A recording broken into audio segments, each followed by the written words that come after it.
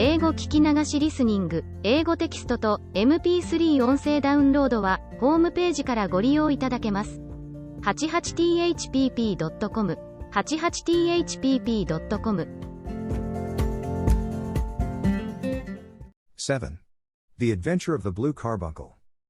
I had called upon my friend Sherlock Holmes upon the second morning after Christmas, with the intention of wishing him the compliments of the season. He was lounging upon the sofa in a purple dressing gown, a pipe rack within his reach upon the right, and a pile of crumpled morning papers, evidently newly studied, near at hand. Beside the couch was a wooden chair, and on the angle of the back hung a very seedy and disreputable hard felt hat, much the worse for wear, and cracked in several places. A lens and a forceps lying upon the seat of the chair suggested that the hat had been suspended in this manner for the purpose of examination. "You are engaged," said I. "Perhaps I interrupt you." "Not at all. I am glad to have a friend with whom I can discuss my results. The matter is a perfectly trivial one." He jerked his thumb in the direction of the old hat, "but there are points in connection with it which are not entirely devoid of interest and even of instruction." I seated myself in his armchair and warmed my hands before his crackling fire, for a sharp frost had set in, and the windows were thick with the ice crystals. "I suppose," I remarked, "that, homely as it looks, this thing has some deadly story linked onto it, that it is the clue which will guide you in the solution of some mystery and the punishment of some crime." No crime," said Sherlock Holmes, laughing. "Only one of those whimsical little incidents which will happen when you have 4 million human beings all jostling each other within the space of a few square miles. Amid the action and reaction of so dense a swarm of humanity, every possible combination of events may be expected to take place, and many a little problem will be presented which may be striking and bizarre without being criminal. We have already had experience of such. So much so," I remarked, "that of the last 6 cases which I have added to my notes, 3 have been entirely free of any legal crime." "Precisely. You allude to my attempt to recover the Irene Adler papers, to the singular case of Miss Mary Sutherland, and to the adventure of the man with the twisted lip. Well, I have no doubt that this small matter will fall into the same innocent category. You know Peterson, the commissionaire?" "Yes. It is to him that this trophy belongs." "It is his hat." No, he found it. Its owner is unknown. I beg that you will look upon it not as a battered billycock but as an intellectual problem. And, first, as to how it came here. It arrived upon Christmas morning, in company with a good fat goose, which is, I have no doubt, roasting at this moment in front of Peterson's fire. The facts are these: about 4 o'clock on Christmas morning, Peterson, who, as you know, is a very honest fellow, was returning from some small jollification and was making his way homeward down Tottenham Court Road. In front of him he saw, in the gaslight, a tallish man, walking with a slight stagger, and carrying a white goose slung over his shoulder. As he reached the corner of Gooch Street, a row broke out between this stranger and a little knot of roughs. One of the latter knocked off the man's hat, on which he raised his stick to defend himself and, swinging it over his head, smashed the shop window behind him. Peterson had rushed forward to protect the stranger from his assailants, but the man, shocked at having broken the window, and seeing an official-looking person in uniform rushing towards him, dropped his goose, took to his heels, and vanished amid the labyrinth of small streets which lie at the back of Tottenham Court Road. The roughs had also fled at the appearance of Peterson, so that he was left in possession of the field of battle, and also of the spoils of victory in the shape of this battered hat and a most unimpeachable Christmas goose. Which surely he restored to their owner? My dear fellow, there lies the problem. It is true that for Mrs. Henry Baker was printed upon a small card which was tied to the bird's left leg, and it is also true that the initials H.B. are legible upon the lining of this hat, but as there are some thousands of Bakers, and some hundreds of Henry Bakers in this city of ours, it is not easy to restore lost property to any one of them. What, then, did Peterson do? He brought round both hat and goose to me on Christmas morning, knowing that even the smallest problems are of interest to me. The goose we retained until this morning, when there were signs that, in spite of the slight frost, it would be well that it should be eaten without unnecessary delay. Its finder has carried it off, therefore, to fulfill the ultimate destiny of a goose, while I continue to retain the hat of the unknown gentleman who lost his Christmas dinner. Did he not advertise? No. Then, what clue could you have as to his identity? Only as much as we can deduce. From his hat? Precisely. But you are joking. What can you gather from this old battered felt? Here is my lens. You know my methods. What can you gather yourself as to the individuality of the man who has worn this article? I took the tattered object in my hands and turned it over rather ruefully. It was a very ordinary black hat of the usual round shape, hard and much the worse for wear. The lining had been of red silk, but was a good deal discolored. There was no maker's name, but, as Holmes had remarked, the initials H.B. were scrawled upon one side. It was pierced in the brim for a hat securer, but the elastic was missing. For the rest it was cracked, exceedingly dusty, and spotted in several places, although there seemed to have been some attempt to hide the discolored patches by smearing them with ink. "I can see nothing," said I, handing it back to my friend. "On the contrary, Watson, you can see everything. You fail, however, to reason from what you see. You are too timid in drawing your inferences. Then pray tell me what it is that you can infer from this hat?" He picked it up and gazed at it in the peculiar introspective fashion which was characteristic of him. "It is perhaps less suggestive than it might have been," he remarked, "and yet there are a few inferences which are very distinct, and a few others which represent at least a strong balance of probability. That the man was highly intellectual is of course obvious upon the face of it, and also that he was fairly well-to-do within the last 3 years, although he has now fallen upon evil days. He had foresight, but has less now than formerly, pointing to a moral retrogression, which, when taken with the decline of his fortunes, seems to indicate some evil influence, probably drink, at work upon him. This may account also for the obvious fact that his wife has ceased to love him. My dear Holmes. He has, however, retained some degree of self-respect," he continued, disregarding my remonstrance.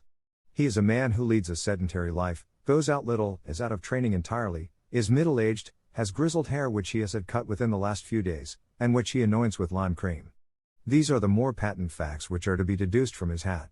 Also, by the way, that it is extremely improbable that he has gas laid on in his house." "You are certainly joking, Holmes." "Not in the least. Is it possible that even now, when I give you these results, you are unable to see how they are attained? I have no doubt that I am very stupid, but I must confess that I am unable to follow you. For example, how did you deduce that this man was intellectual?" For answer Holmes clapped the hat upon his head. It came right over the forehead and settled upon the bridge of his nose. "It is a question of cubic capacity," said he. "A man with so large a brain must have something in it." "The decline of his fortunes, then?" "This hat is 3 years old. These flat brims curled at the edge came in then. It is a hat of the very best quality. Look at the band of ribbed silk and the excellent lining. If this man could afford to buy so expensive a hat 3 years ago, and has had no hat since, then he has assuredly gone down in the world." "Well, that is clear enough, certainly. But how about the foresight and the moral retrogression?" Sherlock Holmes laughed. "Here is the foresight," said he, putting his finger upon the little disc and loop of the hat securer. "They are never sold upon hats. If this man ordered one, it is a sign of a certain amount of foresight, since he went out of his way to take this precaution against the wind. But since we see that he has broken the elastic and has not troubled to replace it, it is obvious that he has less foresight now than formerly, which is a distinct proof of a weakening nature. On the other hand, he has endeavored to conceal some of these stains upon the felt by daubing them with ink, which is a sign that he has not entirely lost his self-respect. Your reasoning is certainly plausible. The further points, that he is middle-aged, that his hair is grizzled, that it has been recently cut, and that he uses lime cream, are all to be gathered from a close examination of the lower part of the lining. The lens discloses a large number of hair ends, clean cut by the scissors of the barber. They all appear to be adhesive, and there is a distinct odor of lime cream. This dust, you will observe, is not the gritty, gray dust of the street but the fluffy brown dust of the house, showing that it has been hung up indoors most of the time, while the marks of moisture upon the inside are proof positive that the wearer perspired very freely, and could therefore, hardly be in the best of training. But his wife, you said that she had ceased to love him. This hat has not been brushed for weeks. When I see you, my dear Watson, with a week's accumulation of dust upon your hat, and when your wife allows you to go out in such a state, I shall fear that you also have been unfortunate enough to lose your wife's affection. But he might be a bachelor. Nay, he was bringing home the goose as a peace offering to his wife. Remember the cart upon the bird's leg. You have an answer to everything. But how on earth do you deduce that the gas is not laid on in his house? One tallow stain, or even two, might come by chance, but when I see no less than 5, I think that there can be little doubt that the individual must be brought into frequent contact with burning tallow, walks upstairs at night probably with his hat in one hand and a guttering candle in the other. Anyhow, he never got tallow stains from a gas jet. Are you satisfied? Well, it is very ingenious, said I, laughing, but since, as you said just now, there has been no crime committed, and no harm done save the loss of a goose, all this seems to be rather a waste of energy. Sherlock Holmes had opened his mouth to reply, when the door flew open, and Peterson, the commissionaire, rushed into the apartment with flushed cheeks and the face of a man who was dazed with astonishment. "The goose, Mr. Holmes." "The goose, sir," he gasped. "Eh? What of it, then? Has it returned to life and flapped off through the kitchen window?" Holmes twisted himself round upon the sofa to get a fairer view of the man's excited face. "See here, sir. See what my wife found in its crop." He held out his hand and displayed upon the center of the palm a brilliantly scintillating blue stone, rather smaller than a bean in size, but of such purity and radiance that it twinkled like an electric point in the dark hollow of his hand. Sherlock Holmes sat up with a whistle. "By Jove, Peterson," said he, "this is treasure trove indeed. I suppose you know what you have got." "A diamond, sir? A precious stone. It cuts into glass as though it were putty." "It's more than a precious stone. It is the precious stone." "Not the Countess of Morcar's blue carbuncle?" I ejaculated. "Precisely so. I ought to know its size and shape, seeing that I have read the advertisement about it in the Times every day lately. It is absolutely unique, and its value can only be conjectured, but the reward offered of £1,000 is certainly not within a 20th part of the market price." £1,000? Great Lord of mercy! The commissionaire plumped down into a chair and stared from one to the other of us. "That is the reward, and I have reason to know that there are sentimental considerations in the background which would induce the Countess to part with half her fortune if she could but recover the gem." "It was lost, if I remember aright, at the Hotel Cosmopolitan," I remarked. "Precisely so, on December 22nd, just 5 days ago. John Horner, a plumber, was accused of having abstracted it from the lady's jewel case. The evidence against him was so strong that the case has been referred to the assizes. I have some account of the matter here, I believe." He rummaged amid his newspapers, glancing over the dates, until at last he smoothed one out, doubled it over, and read the following paragraph. "Hotel Cosmopolitan jewel robbery. John Horner, 26, plumber, was brought up upon the charge of having upon the 22nd inst. Abstracted from the jewel case of the Countess of Morcar the valuable gem known as the blue carbuncle. James Ryder, upper attendant at the hotel, gave his evidence to the effect that he had shown Horner up to the dressing room of the Countess of Morcar upon the day of the robbery in order that he might solder the second bar of the grate, which was loose. He had remained with Horner some little time, but had finally been called away. On returning, he found that Horner had disappeared, that the bureau had been forced open, and that the small morocco casket in which, as it afterwards transpired, the Countess was accustomed to keep her jewel, was lying empty upon the dressing table. Ryder instantly gave the alarm, and Horner was arrested the same evening, but the stone could not be found either upon his person or in his rooms. Catherine Cusack, maid to the Countess, deposed to having heard Ryder's cry of dismay on discovering the robbery, and to having rushed into the room, where she found matters as described by the last witness. Inspector Bradstreet, the division, gave evidence as to the arrest of Horner, who struggled frantically, and protested his innocence in the strongest terms. Evidence of a previous conviction for robbery having been given against the prisoner, the magistrate refused to deal summarily with the offense, but referred it to the assizes. Horner, who had shown signs of intense emotion during the proceedings, fainted away at the conclusion and was carried out of court. So much for the police court, said Holmes thoughtfully, tossing aside the paper. The question for us now to solve is the sequence of events leading from a rifled jewel case at one end to the crop of a goose in Tottenham Court Road at the other. You see, Watson, our little deductions have suddenly assumed a much more important and less innocent aspect. Here is the stone came from the goose, and the goose came from Mr. Henry Baker, the gentleman with the bad hat and all the other characteristics with which I have bored you. So now we must set ourselves very seriously to finding this gentleman and ascertaining what part he has played in this little mystery. To do this, we must try the simplest means first, and these lie undoubtedly in an advertisement in all the evening papers. If this fail, I shall have recourse to other methods. What will you say? Give me a pencil and that slip of paper. Now, then, found at the corner of Goodge Street, a goose and a black felt hat. Mr. Henry Baker can have the same by applying at 6:30 this evening at 221B, Baker Street. That is clear and concise. Very. But will he see it? Well, he is sure to keep an eye on the papers, since, to a poor man, the loss was a heavy one. He was clearly so scared by his mischance in breaking the window and by the approach of Peterson that he thought of nothing but flight, but since then he must have bitterly regretted the impulse which caused him to drop his bird. Then, again, the introduction of his name will cause him to see it, for everyone who knows him will direct his attention to it. Here you are, Peterson, run down to the advertising agency and have this put in the evening papers. In which, sir? Oh, in the Globe, Star, Pall Mall, St. James's Gazette, Evening News, Standard, Echo, and any others that occur to you. Very well, sir. And this stone? Ah, yes, I shall keep the stone. Thank you. And, I say, Peterson, just buy a goose on your way back and leave it here with me, for we must have one to give to this gentleman in place of the one which your family is now devouring. When the commissionaire had gone, Holmes took up the stone and held it against the light. It's a bonny thing, said he. Just see how it glints and sparkles. Of course it is a nucleus and focus of crime. Every good stone is. They are the devil's pet baits. In the larger and older jewels every facet may stand for a bloody deed. This stone is not yet 20 years old. It was found in the banks of the Amoy River in southern China and is remarkable in having every characteristic of the carbuncle, save that it is blue in shade instead of ruby red. In spite of its youth, it has already a sinister history. There have been 2 murders, a vitriol throwing, a suicide, and several robberies brought about for the sake of this 40-grain weight of crystallized charcoal.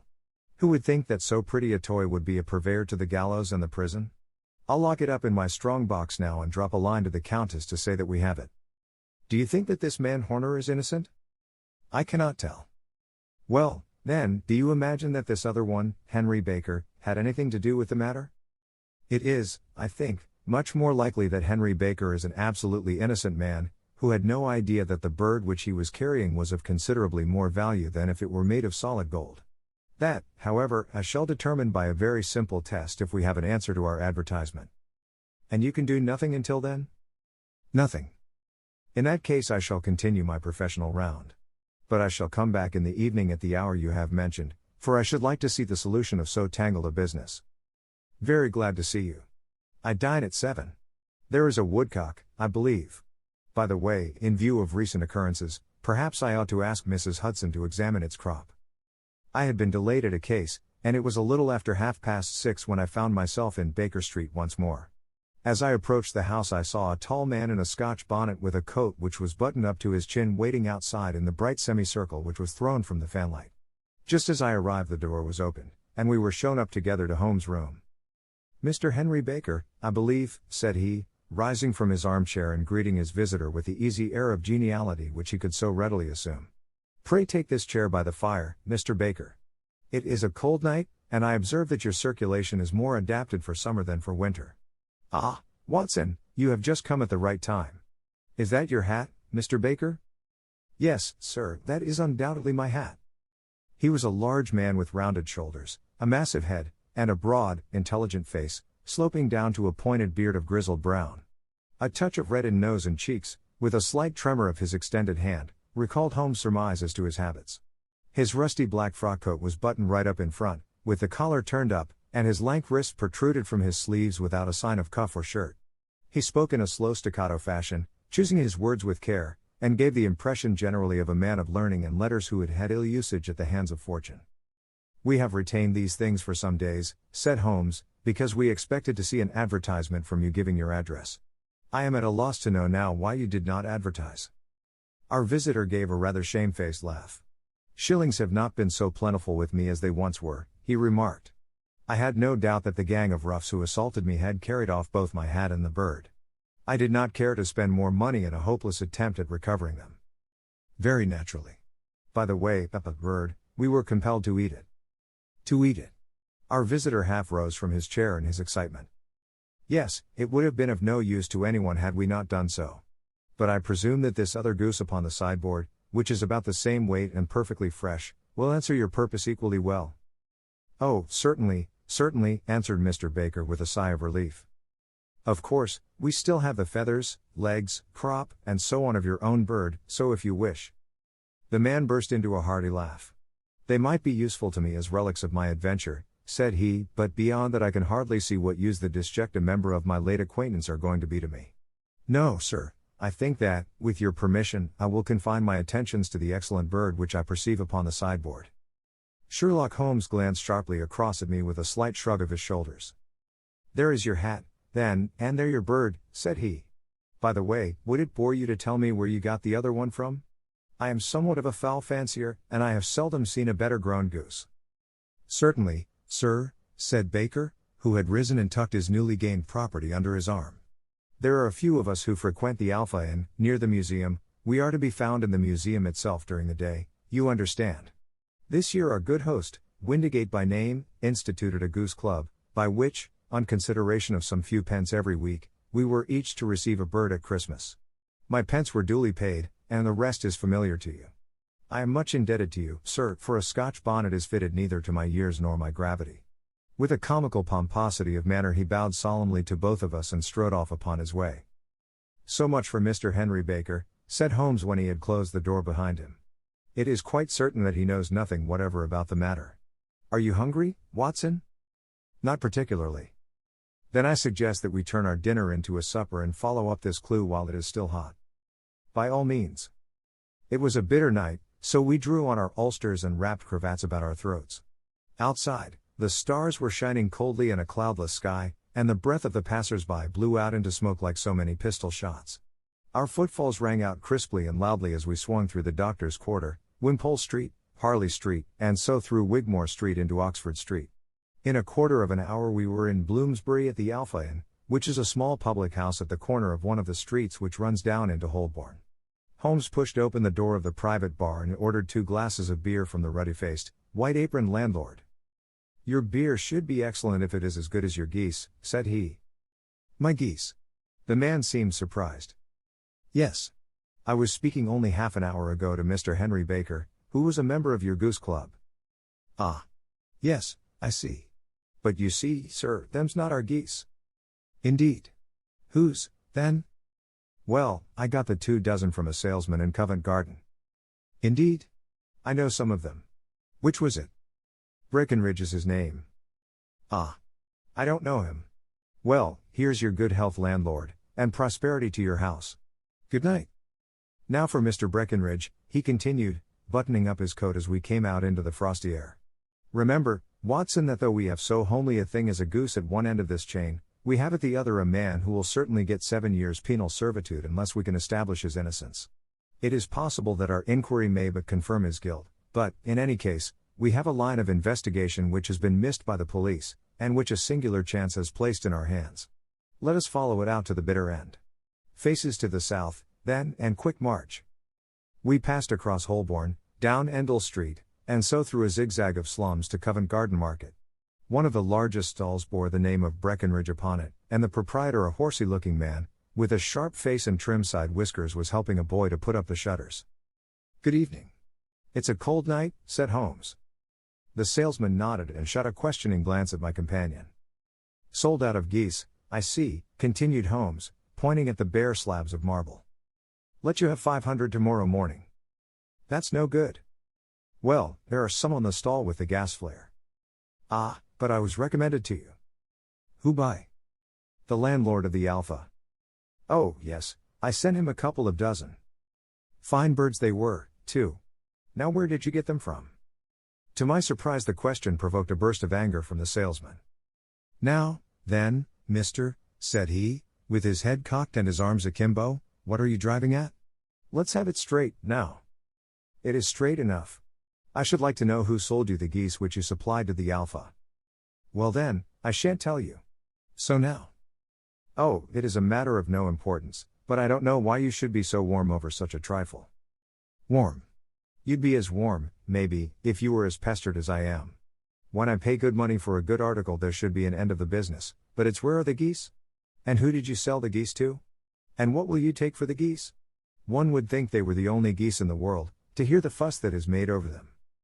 Well, I have no connection with any other people who have been making inquiries, said Holmes carelessly. If you won't tell us the bet is off, that is all. But I'm always ready to back my opinion on a matter of fowls, and I have a fiver on it that the bird I ate is country bred. Well, then, you've lost your fiver, for it's town bred, snapped the salesman. It's nothing of the kind.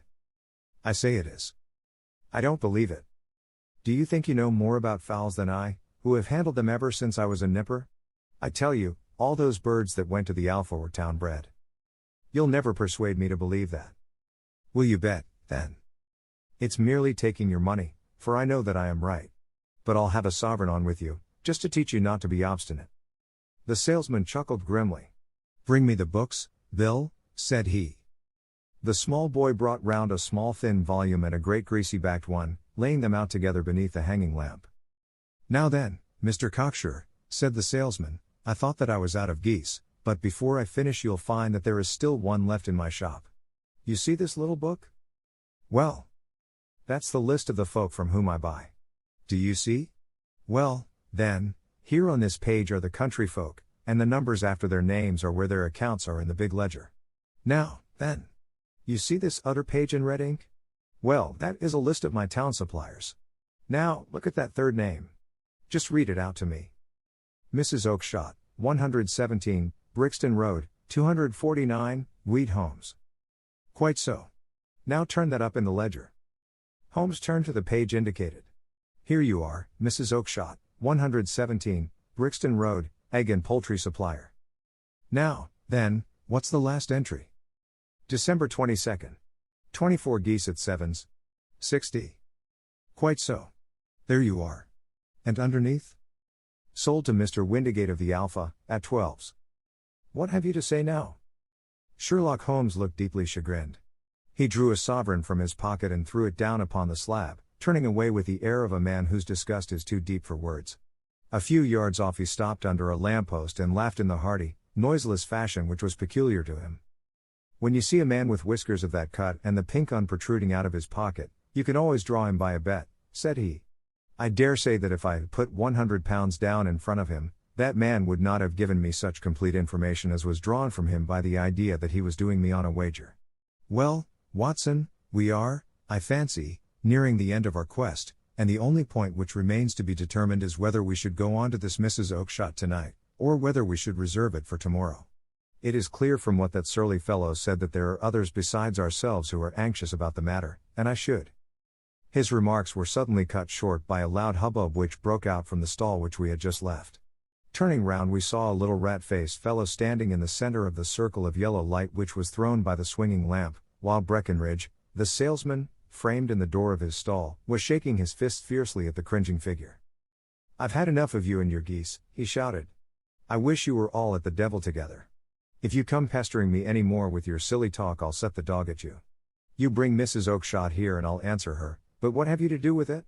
Did I buy the geese off you? No, but one of them was mine all the same, whined the little man. Well, then, ask Mrs. Oakshott for it. She told me to ask you. Well, you can ask the King of Prussia, for all I care. I've had enough of it. Get out of this. He rushed fiercely forward, and the inquirer flitted away into the darkness. Ha! This may save us a visit to Brixton Road, whispered Holmes. Come with me, and we will see what is to be made of this fellow. Striding through the scattered knots of people who lounged round the flaring stalls, my companion speedily overtook the little man and touched him upon the shoulder. He sprang round, and I could see in the gaslight that every vestige of color had been driven from his face. Who are you, then? What do you want? He asked in a quavering voice. You will excuse me, said Holmes blandly, but I could not help overhearing the questions which you put to the salesman just now. I think that I could be of assistance to you. You? Who are you? How could you know anything of the matter? My name is Sherlock Holmes. It is my business to know what other people don't know. But you can know nothing of this? Excuse me, I know everything of it. You are endeavoring to trace some geese which were sold by Mrs. Oakshott, of Brixton Road, to a salesman named Breckenridge, by him in turn to Mr. Windigate, of the Alpha, and by him to his club, of which Mr. Henry Baker is a member. Oh, sir, you are the very man whom I have longed to meet, cried the little fellow with outstretched hands and quivering fingers. I can hardly explain to you how interested I am in this matter. Sherlock Holmes hailed a four-wheeler which was passing. In that case we had better discuss it in a cozy room rather than in this wind-swept marketplace, said he. But pray tell me, before we go farther, who it is that I have the pleasure of assisting. The man hesitated for an instant. My name is John Robinson, he answered with a sidelong glance. No, the real name, said Holmes sweetly. It is always awkward doing business with an alias. A flush sprang to the white cheeks of the stranger. Well then, said he, my real name is James Ryder. Precisely so. Head attendant at the Hotel Cosmopolitan. Pray step into the cab, and I shall soon be able to tell you everything which you would wish to know." The little man stood glancing from one to the other of us with half-frightened, half-hopeful eyes, as one who is not sure whether he is on the verge of a windfall or of a catastrophe. Then he stepped into the cab, and in half an hour we were back in the sitting room at Baker Street. Nothing had been said during our drive, but the high, thin breathing of our new companion, and the claspings and unclaspings of his hands, spoke of the nervous tension within him. "Here we are," said Holmes cheerily as we filed into the room. "The fire looks very seasonable in this weather. You look cold, Mr. Ryder. Pray take the basket chair. I will just put on my slippers before we settle this little matter of yours. Now, then. You want to know what became of those geese?" "Yes, sir. Or rather, I fancy, of that goose. It was one bird, I imagine, in which you were interested, white, with a black bar across the tail." Ryder quivered with emotion. "Oh, sir," he cried, "can you tell me where it went to?" "It came here." "Here?" "Yes, and a most remarkable bird it proved. I don't wonder that you should take an interest in it. It laid an egg after it was dead, the bonniest, brightest little blue egg that ever was seen. I have it here in my museum." Our visitor staggered to his feet and clutched the mantelpiece with his right hand. Holmes unlocked his strong box and held up the blue carbuncle, which shone out like a star, with a cold, brilliant, many-pointed radiance. Ryder stood glaring with a drawn face, uncertain whether to claim or to disown it. "The game's up, Ryder," said Holmes quietly. "Hold up, man, or you'll be into the fire. Give him an arm back into his chair, Watson. He's not got blood enough to go in for felony with impunity. Give him a dash of brandy. So. Now he looks a little more human. What a shrimp it is, to be sure." For a moment he had staggered and nearly fallen, but the brandy brought a tinge of color into his cheeks, and he sat staring with frightened eyes at his accuser. "I have almost every link in my hands, and all the proofs which I could possibly need, so there is little which you need tell me. Still, that little may as well be cleared up to make the case complete. You had heard, Ryder, of this blue stone of the Countess of Morcar's?" "It was Catherine Cusack who told me of it," said he in a crackling voice. "I see, her ladyship's waiting maid. Well, the temptation of sudden wealth so easily acquired was too much for you, as it has been for better men before you, but you were not very scrupulous in the means you used. It seems to me, Ryder, that there is the making of a very pretty villain in you. You knew that this man Horner, the plumber, had been concerned in some such matter before, and that suspicion would rest the more readily upon him. What did you do, then? You made some small job in my lady's room, you and your confederate Cusack, and you managed that he should be the man sent for. Then, when he had left, you rifled the jewel case, raised the alarm, and had this unfortunate man arrested. You then." Ryder threw himself down suddenly upon the rug and clutched at my companion's knees. "For God's sake, have mercy!" he shrieked. "Think of my father. Of my mother. It would break their hearts. I never went wrong before. I never will again. I swear it. I'll swear it on a Bible. Oh, don't bring it into court. For Christ's sake, don't." "Get back into your chair," said Holmes sternly. "It is very well to cringe and crawl now, but you thought little enough of this poor Horner in the dock for a crime of which he knew nothing." "I will fly, Mr. Holmes. I will leave the country, sir. Then the charge against him will break down." We will talk about that. And now let us hear a true account of the next act. How came the stone into the goose, and how came the goose into the open market? Tell us the truth, for there lies your only hope of safety." Ryder passed his tongue over his parched lips. "I will tell you it just as it happened, sir," said he. "When Horner had been arrested, it seemed to me that it would be best for me to get away with the stone at once, for I did not know at what moment the police might not take it into their heads to search me in my room. There was no place about the hotel where it would be safe. I went out, as if on some commission, and I made for my sister's house. She had married a man named Oakshott, and lived in Brixton Road, where she fattened fowls for the market. All the way there every man I met seemed to me to be a policeman or a detective, and, for all that it was a cold night, the sweat was pouring down my face before I came to the Brixton Road. My sister asked me what was the matter, and why I was so pale, but I told her that I had been upset by the jewel robbery at the hotel. Then I went into the backyard and smoked a pipe and wondered what it would be best to do. I had a friend once called Maudsley, who went to the bad, and has just been serving his time in Pentonville. One day he had met me, and fell in to talk about the ways of thieves, and how they could get rid of what they stole. I knew that he would be true to me, for I knew one or two things about him, so I made up my mind to go right on to Kilburn, where he lived, and take him into my confidence. He would show me how to turn the stone into money. But how to get to him in safety? I thought of the agonies I had gone through in coming from the hotel. I might at any moment be seized and searched, and there would be the stone in my waistcoat pocket. I was leaning against the wall at the time and looking at the geese which were waddling about round my feet, and suddenly an idea came into my head which showed me how I could beat the best detective that ever lived. My sister had told me some weeks before that I might have the pick of her geese for a Christmas present, and I knew that she was always as good as her word. I would take my goose now, and in it I would carry my stone to Kilburn. There was a little shed in the yard, and behind this I drove one of the birds, a fine big one, white, with a barred tail. I caught it, and prying its bill open, I thrust the stone down its throat as far as my finger could reach. The bird gave a gulp, and I felt the stone pass along its gullet and down into its crop. But the creature flapped and struggled, and out came my sister to know what was the matter. As I turned to speak to her, the brute broke loose and fluttered off among the others. "Whatever were you doing with that bird, Jem?" says she. "Well," said I, "you said you'd give me one for Christmas, and I was feeling which was the fattest." "Oh," says she, "we've set yours aside for you, Jem's bird, we call it. It's the big white one over yonder. There's 26 of them, which makes one for you, and one for us, and 2 dozen for the market." "Thank you, Maggie," says I, "but if it is all the same to you, I'd rather have that one I was handling just now." "The other is a good 3 pound heavier," said she, "and we fatten it expressly for you." "Never mind. I'll have the other, and I'll take it now," said I. "Oh, just as you like," said she, a little huffed. "Which is it you want, then?" "That white one with the barred tail, right in the middle of the flock." "Oh, very well. Kill it and take it with you." Well, I did what she said, Mr. Holmes, and I carried the bird all the way to Kilburn. I told my pal what I had done, for he was a man that it was easy to tell a thing like that to. He laughed until he choked, and we got a knife and opened the goose.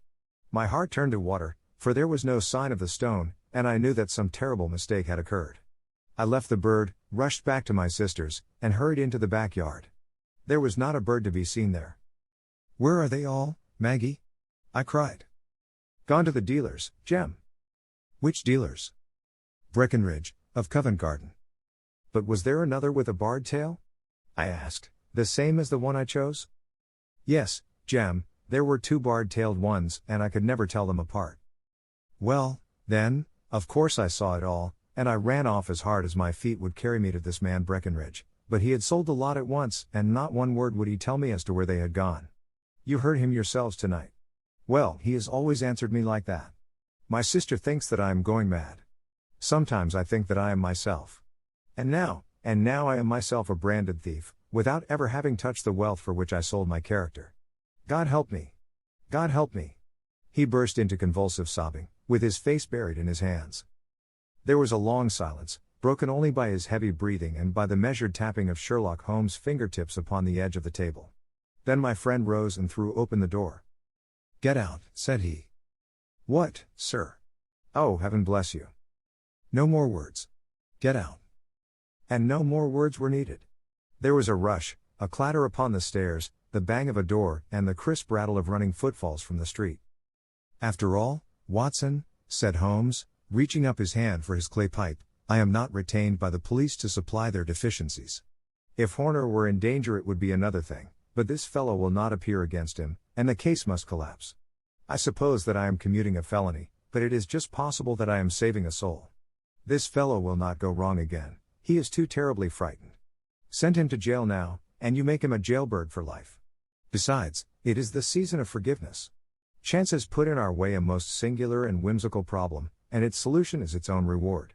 If you will have the goodness to touch the bell, Doctor, we will begin another investigation, in which, also a bird will be the chief feature." 物語の続きは、ホームページからお聞きいただけます。また、テキスト、MP3 ダウンロードも合わせてご利用ください。